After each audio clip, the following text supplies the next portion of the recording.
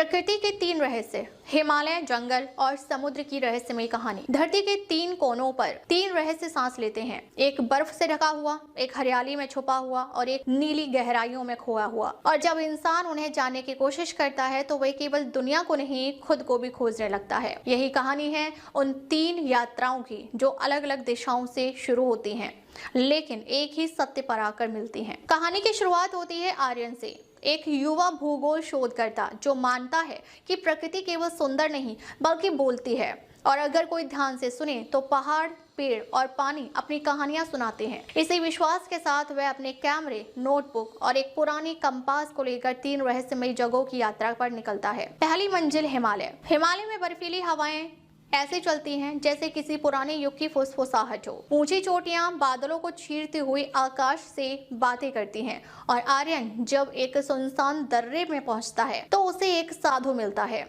जिसकी दाढ़ी बर्फ जितनी सफेद और आंखें घाटियों जितनी गहरी होती हैं। साधु उसे एक कथा सुनाता है कि इन पहाड़ों के भीतर एक नींद में सोया हुआ झरना है जो केवल तब जागता है जब इंसान का दिल सच्चे सवालों से भरा हो। कहा जाता है कि उस झरने का पानी पीने वाला अपने जीवन का उद्देश्य देख सकता है। आर्यन उस झरने की तलाश में बर्फीली गुफाओं और संकरे रास्तों से गुजरता है, जहां उसे दीवारों पर प्राचीन चिन्ह और मानव से पहले के युगों की छाप दिखाई देती है। और अंत में वह जब झरने तक पहुंचता है तो पानी में उसे अपना ही प्रतिबिंब नहीं बल्कि अपने बचपन का सपना दिखता है, दुनिया को समझने का सपना। दूसरी यात्रा उसे ले जाती है एक रहस्यमय जंगल में, जहां पेड़ इतने घने हैं कि सूरज की रोशनी जमीन तक पहुंचने से पहले ही थक जाती है। वहां हवा में पत्तों की सरसराहट किसी भाषा की तरह लगती है। गांव के लोग बताते हैं कि जंगल के बीचों बीच एक गायब होता रास्ता है जो केवल उसी को दिखाई देता है जो डर से भागने के बजाय उसका सामना करता है।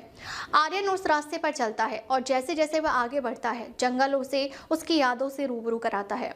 उसकी असफलताएं, उसके खोए हुए दोस्त, उसके अधूरे वादे। एक मोड़ पर उसे एक प्राचीन पेड़ मिलता है जिसके तने पर समय की तरह घूमती हुई लकीरें बनी होती हैं। और जब वह उस पेड़ को छूता है तो उसे एहसास होता है कि जंगल इंसान को डराने के लिए नहीं बल्कि उसे उसके अंदर के सच से मिलाने के लिए है। तीसरी और आखिरी यात्रा उसे समुद्र के नीचे की दुनिया में ले जाती है। एक वैज्ञानिक अभियान के साथ वह गहरे नीले पानी में उतरता है जहां रोशनी धीरे धीरे अंधेरे में बदल जाती है और सन्नाटा इतना गहरा होता है कि दिल की धड़कन भी आवाज बन जाती है। वहां उसे एक डूबा हुआ प्राचीन शहर दिखाई देता है जिसके टूटे हुए स्तंभ और दरवाजे समुद्र की लहरों में झूलते हैं। गोताखोरों की टीम कहती है कि यह शहर कभी इंसानों का था लेकिन अब समुद्र का हो चुका है। आर्यन जब उन खंडहरों के बीच तैरता है तो उसे दीवारों पर उकेरे हुए चिन्ह दिखते हैं जो आकाश, धरती और पानी के बीच संतुलन की बात करते हैं।